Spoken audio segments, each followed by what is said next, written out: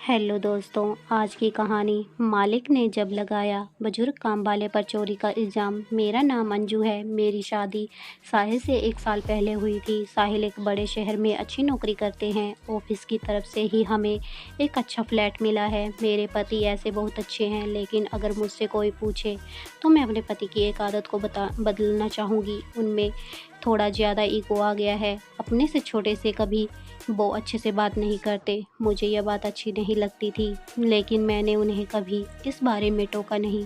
हमारे घर में पहले एक नौकरानी आती थी, लेकिन उनके इसी स्वभाव के कारण कोई टिकता नहीं था। उनका कहना था कि अगर ऐसे ही कहेंगे तो आजकल कोई काम नहीं करता।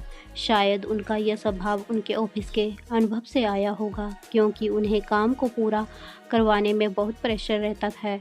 इस कारण उनके स्वभाव में ये कठोरपन आ गया है। फिर मैंने नए काम करने वाले की तलाश शुरू की। बड़ी मुश्किल से कुछ दिनों बाद घर पर ही एक शख्स आए और उन्होंने अपना नाम माली बताया था।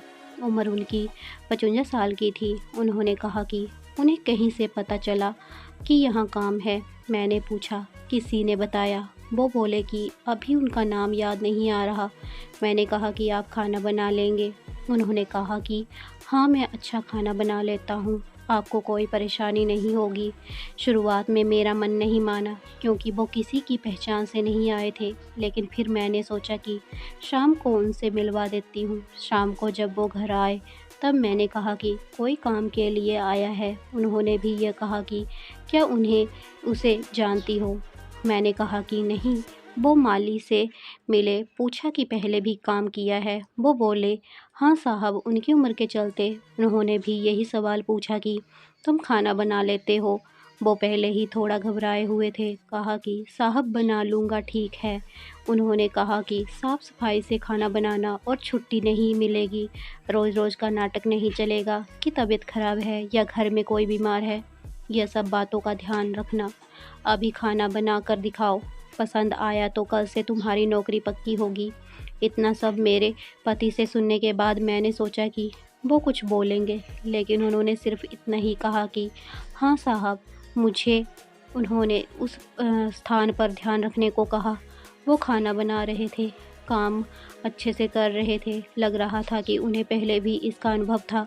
खाना बनकर तैयार हो गया था। उन्होंने खाना टेबल पर लगाया। हम दोनों ने खाना खाया। मुझे खाना अच्छा लगा और मेरे पति के चेहरे से भी मुझे लग रहा था कि उन्हें भी खाना बहुत पसंद है, लेकिन उनकी आदत के अनुसार उन्होंने कुछ कहा नहीं। उन्होंने कहा कि खाना ठीक है, कल से आना, लेकिन ध्यान रहे कि खाना ख़राब ना बने। इससे अच्छा बना सको तो अच्छा। इतना सुनकर वह वहाँ से चला गया। उनके चेहरे पर एक खुशी दिखाई दी। अगली सुबह से वो घर आने लगे। ज़्यादा बातें वो करते नहीं थे, कम बोलते थे, सिर्फ अपना काम करते थे। मेरे पति ने मुझे समझाया था कि नज़र रखना और अपना ध्यान रखना। उन्हें देखने से तो ऐसा नहीं लग रहा था, लेकिन उन्होंने कहा कि देखने से पता नहीं चलता। तुम कुछ दिन तक इसकी जानकारी भी निकलवा लेना, कहाँ का है।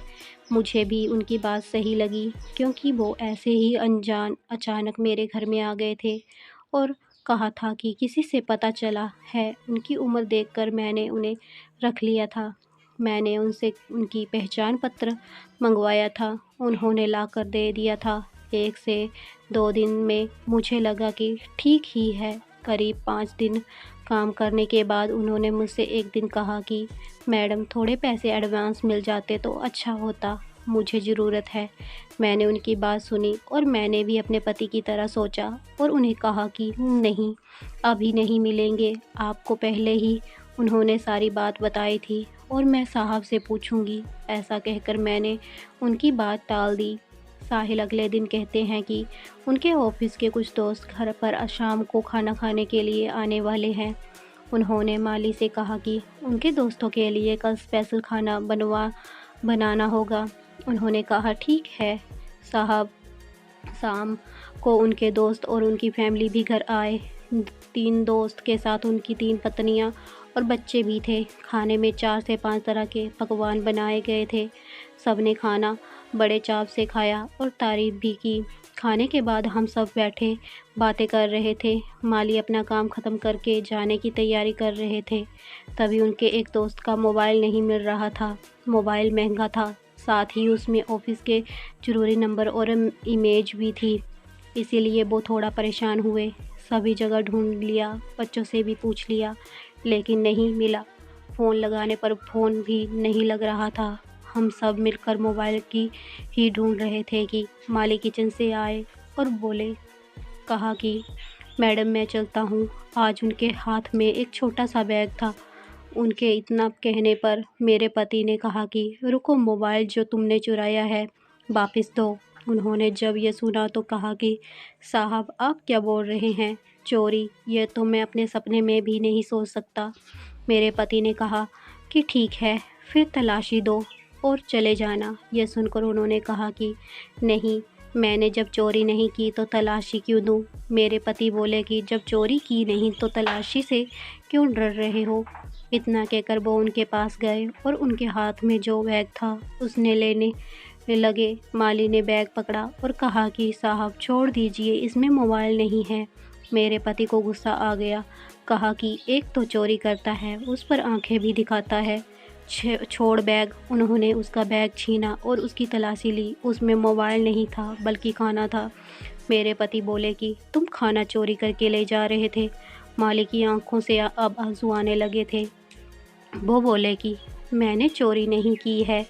मैडम ने कहा था मैं खाना खा कर जाऊँ, तो ये मेरे हिस्से का खाना है। मेरे पोते के लिए उसने बहुत दिन हो गए हैं अच्छा खाना नहीं खाया। साहब मेरा बेटा होता तो शायद मुझे आज यह दिन देखना नहीं पड़ता। मेरा बेटा 4 साल पहले चला गया। एक लौता बेटा था। घर में अब मैं ही हूँ। उसकी बीमार माँ और मेरी बहू और पोते के लिए बड़ी मुश्किल से घर संभाल रहा हूँ। खाने के लिए अच्छा बना तो मैंने सोचा मेरे पोते को खिला दूँगा और उसके चेहरे पर जो खुशी आएगी वो मैं देखना चाहता था। मैंने मैडम से एडवांस भी मांगा था घर के लिए। इतना बोलकर वो बिना खाना खाए लिए ही रोते हुए चले गए। वो इतना कुछ झेल रहे थे, हमें इसका पता नहीं था। और आजकल की दुनिया में ऐसे ही हो गई है। कुछ बुरा होने का हमें इतना डर है कि हमें अच्छाई भी दिखाई नहीं देती। इसमें हमारा भी कसूर नहीं है। उनके जाने के बाद मोबाइल का भी पता चल गया। उन्हीं का बच्चा बोला कि उससे मोबाइल नीचे गिर गया था और बंद हो गया था। पापा डांटेंगे, इसीलिए उसने मोबाइल सोफे के नीचे रख दिया। उसके पिता को इन सब के लिए शर्मिंदा होना पड़ा। पहली बार साहिल की आंखों में पछतावा देखा था। रात को साहिल ठीक से सोए नहीं। हालांकि उन्होंने मुझसे कुछ कहा नहीं, लेकिन मुझे पता था कि उन्हें बुरा लग रहा है। सुबह मुझे पता था कि वो फिर नहीं आएंगे, इसीलिए मैं जल्दी उठकर घर का सारा काम खुद ही करने लगी। थोड़ी देर बाद जब दरवाजे की बेल बजी और मैंने दरवाज़ा खोला तो देखा कि माली वहाँ आए हुए हैं। चुपचाप वो अंदर आकर अपना काम करने लगे। मैंने सोचा कि शायद आप नहीं आएंगे। वो बोले कि मैंने भी सोचा था, लेकिन मैडम घर पर खाना नहीं हो तो आना ही पड़ता है। साहिल ने उन्हें देखा तो जैसे उनको कुछ शांति मिली। उन्होंने 10,000 रुपये उन्हें दिए और कहा कि कल रात के लिए उन्हें माफ़ कर दें।